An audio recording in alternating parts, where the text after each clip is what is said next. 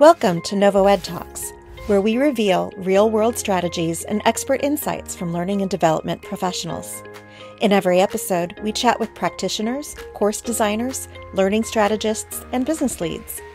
We hear about their experiences in the learning industry and predictions for the profession and the trends that they're seeing. But before we get started, a little bit about Novo Ed. Founded at Stanford's Social Algorithms Lab in 2012, Novo Ed is a people-centric, capability-building platform that combines social and collaborative learning to drive performance readiness at scale. Through cohort-based experiences centered around human interaction, Novo Ed taps into collective wisdom, placing each learner at the center of perspective, application, and expertise. Large enterprises such as 3M, GE, Marriott International, and Nestle partner with Novo Ed to accelerate their critical initiatives, reconnect teams, and achieve rapid alignment through learning that is felt, experienced, and swiftly transformed into impact. Now, let's meet our guest for today's episode. Hello, everyone, and welcome to another episode of the Novo Ed Talks podcast, a podcast for training trailblazers to get real.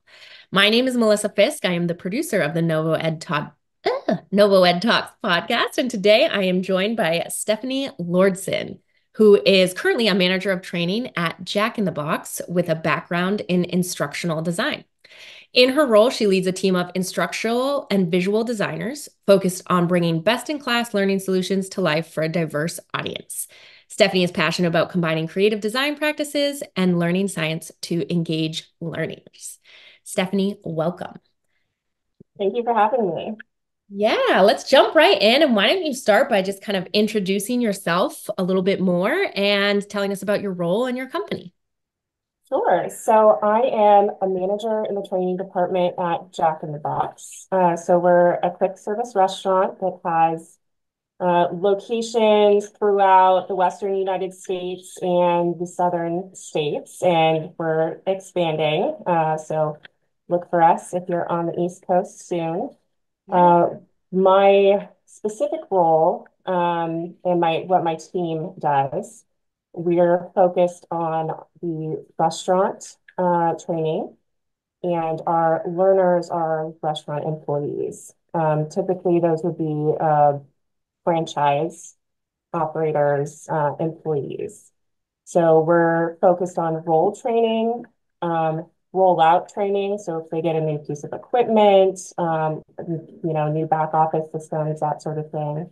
And then leadership development training for the restaurant, multi-unit restaurant leaders.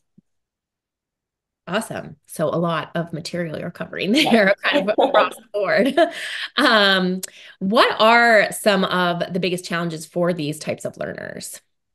Well, they are a very diverse audience to start with. So we'll have people who are brand new to the quick service restaurant, so they've never worked in a restaurant before, to people who have been doing the exact same thing for 40 years. So it's a very wide range of people that we are speaking to, besides the cultural diversity that they have. And then in addition, it's just a hard job for them to do. We have a very big menu. It's one of the things that we're famous for is we have burgers and tacos and egg rolls. So it's a lot to learn. And then in addition, it's just a really quick paced environment. So they need to get up to speed quickly. And then it's also like a noisy, distracting environment. So it can be difficult to learn in that space. So those are all things that we have to consider when we're designing training for that audience. Yeah, I bet that's a lot, especially the overstimulating thing, right? Like that's Yeah. pain It, information. As a mom to like two little kids, sometimes I'm like, I don't even know what anyone's saying to me right now. So I can imagine that's a huge challenge that not a lot of like other, L&D leaders might have, depending on like what space they're in. Yeah, I mean, it's really important to us for the designers that we have on our team to kind of understand that challenge.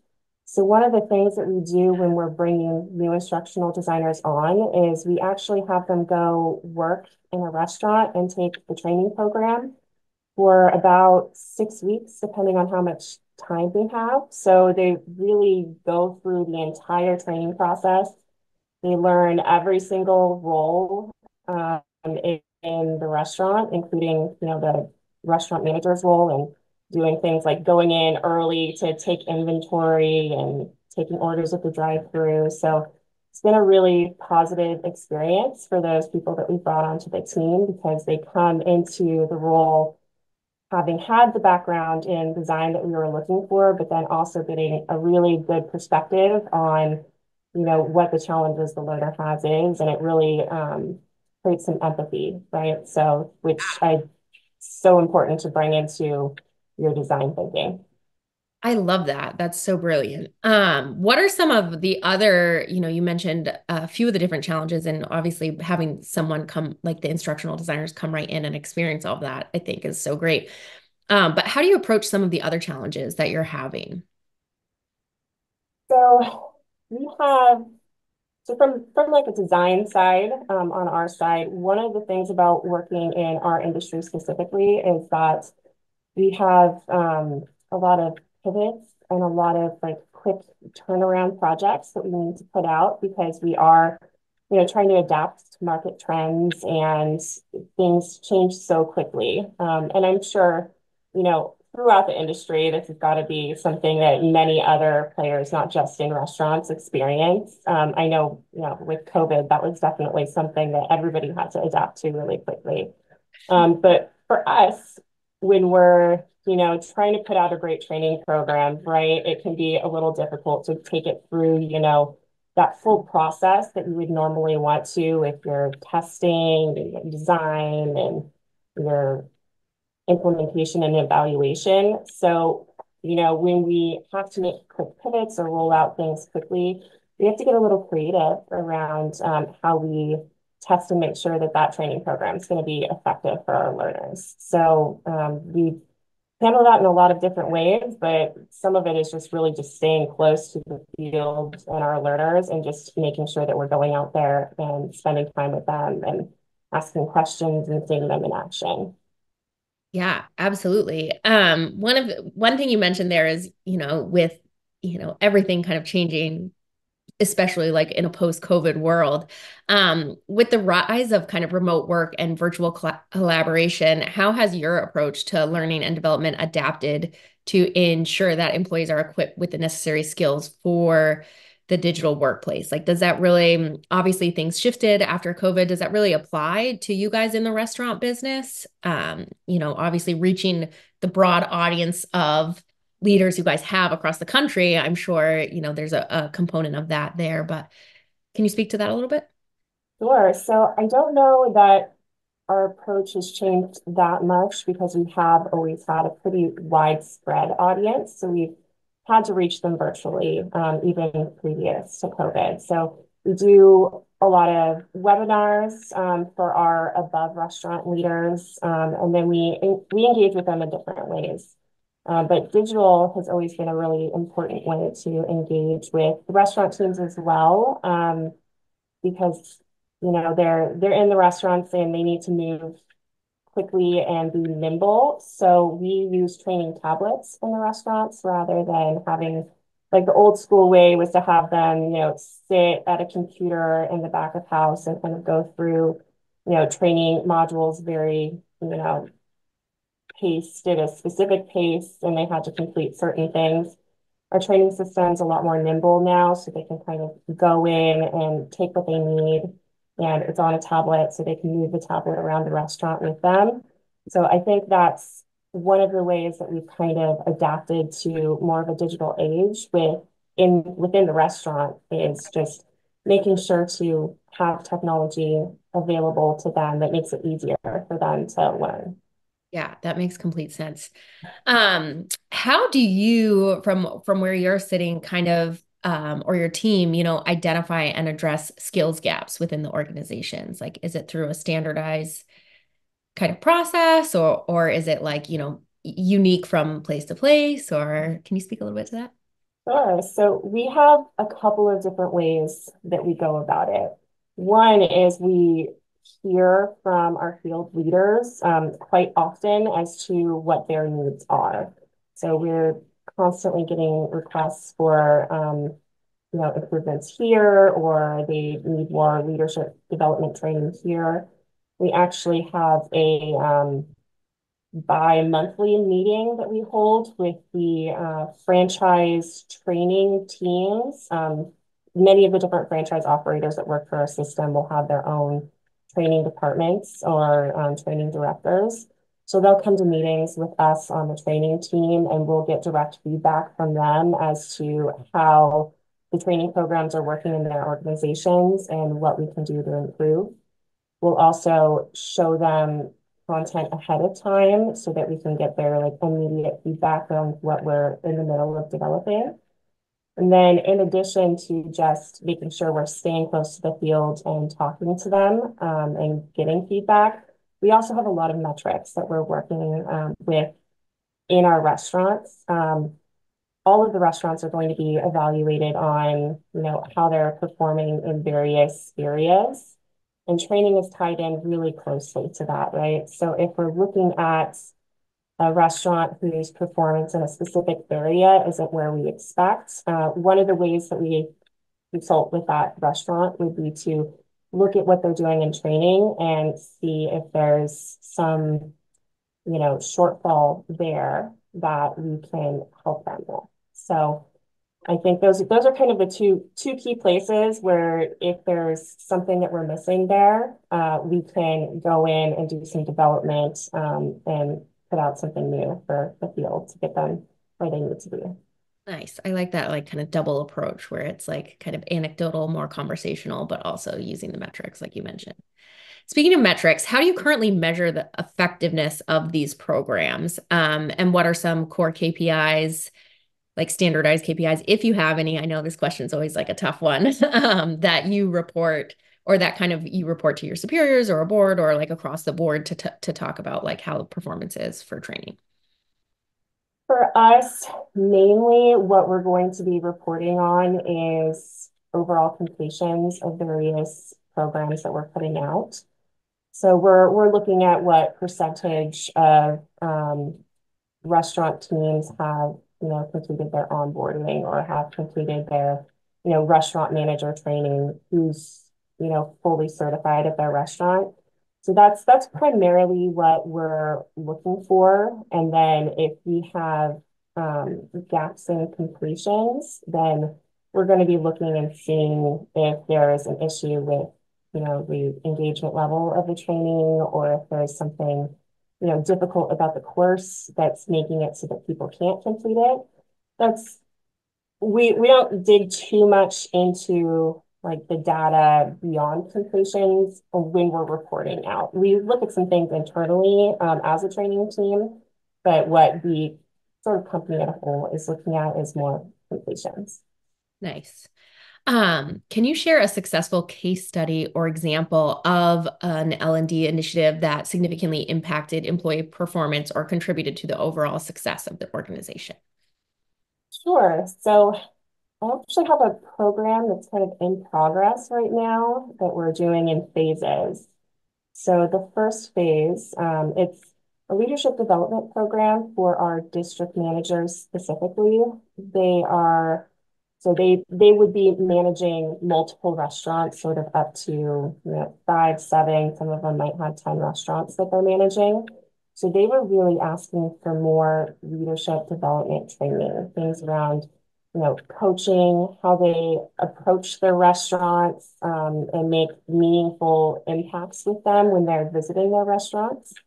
So the phase one of putting out leadership development training for them was actually bringing them all together into a 3-day conference at our headquarters. So they came from all around the country and joined us for 3 days of leadership development training.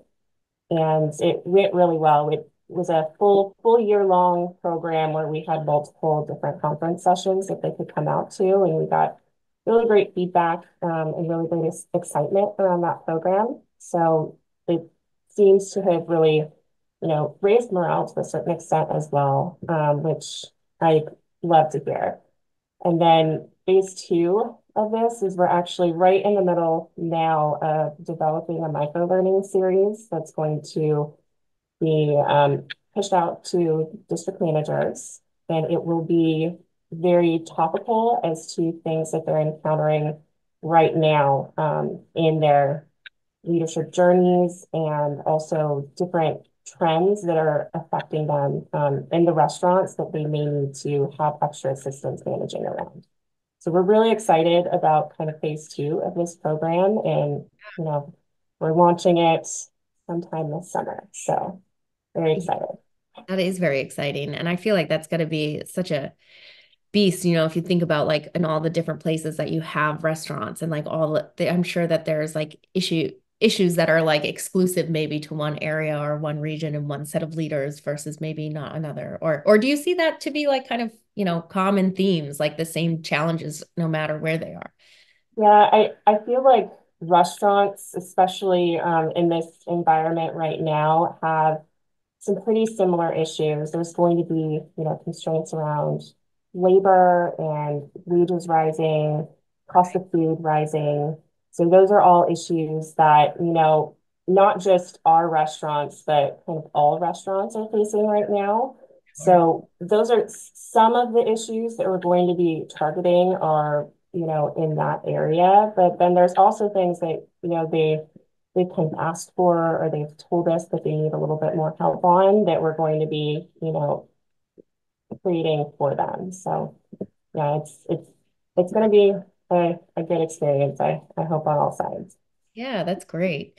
And you've spoken a little bit to this, but what role does technology play in these programs? You mentioned like the tablets, but are there certain like tech programs? And how do you leverage like different tools and maybe programs to enhance, these learning experiences for your employees?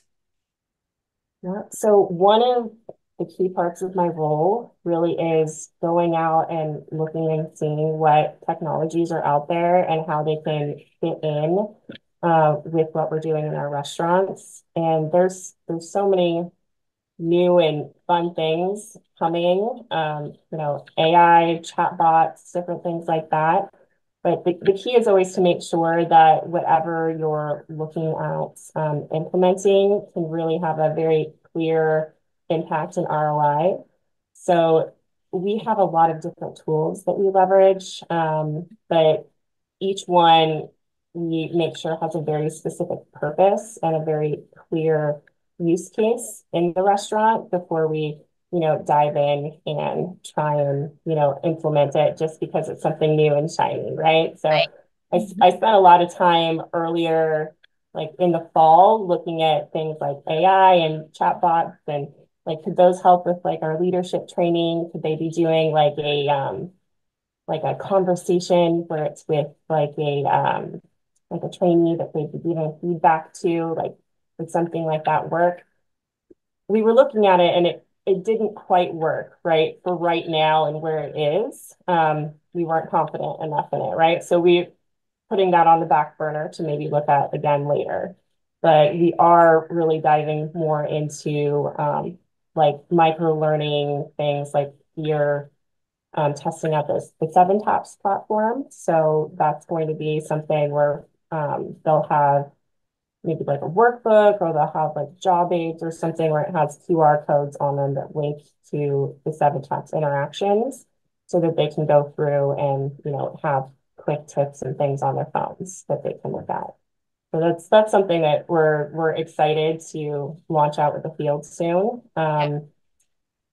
Yeah, so it's for me, it's just a matter of there's so many cool things out there, so many things you can do. It's just a matter of making sure that you really understand like how it's going to be useful and that you can get creative around it too. So Yeah, absolutely. That's always such a good point and something to remember as technology evolves so rapidly and so many like new cool things come out. It's like, okay, this is cool. It could be helpful, but will it actually be helpful? Will it actually work? So that's very exciting though.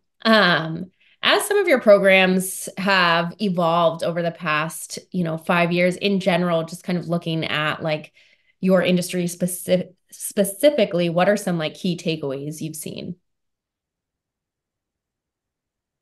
for our industry, this is a little bit of a hard one.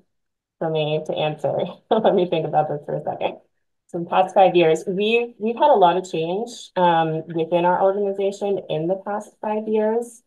So when I think of this question, I kind of think of like our company specifically and what we've been doing. So we implemented like a whole brand new LMS in that time. We're experimenting with a lot of, new ways of collecting data, new ways of, implementing training programs. So just every year something new comes along that we can, you know, do something different with. And there's just so much space right now, I think, to get creative and do new things for our learners, which always excites me.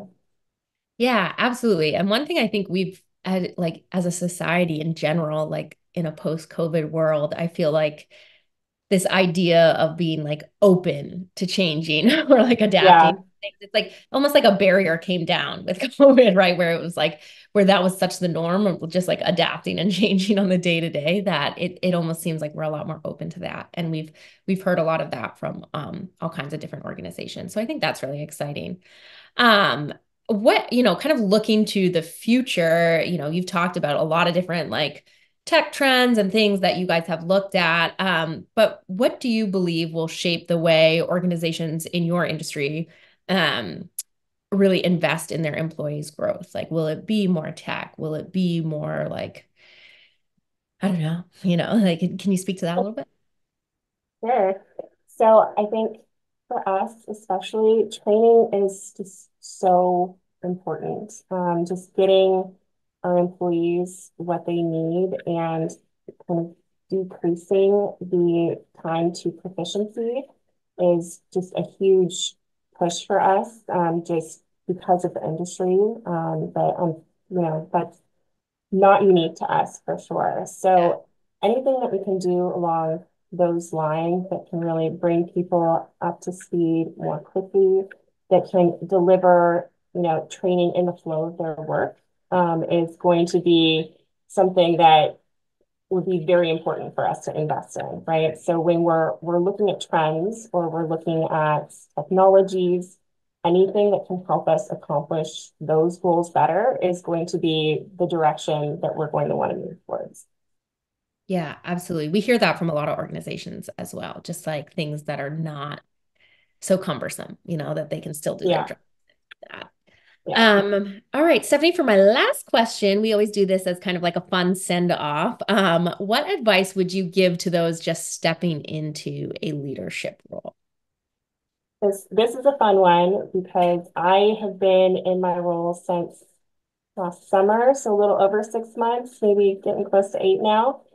So I mean, I would consider myself new to a leadership role. So what I found in my first, steps into this realm, is that, my team is really kind of the foundation of everything, right? So they're amazing. They do amazing work. So just relying on their expertise, their knowledge, their creative capacity, they are amazing. So leaning on them, giving them what they need, making sure their path is clear to, produce amazing stuff. That's really what my role, I see my role as a leader is making sure that they have what they need to, you know, do their best work.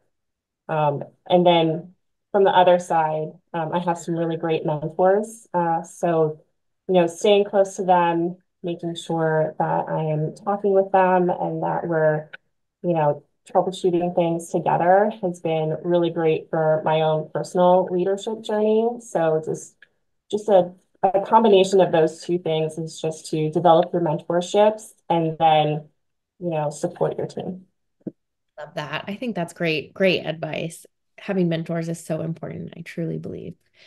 Well, Stephanie, thank you so much. This has been a great episode. Thank you so much for sharing your experience and your knowledge with our listeners. We really appreciate it. And thank you, everyone, for tuning in to another episode of the Novo Ed Talks podcast.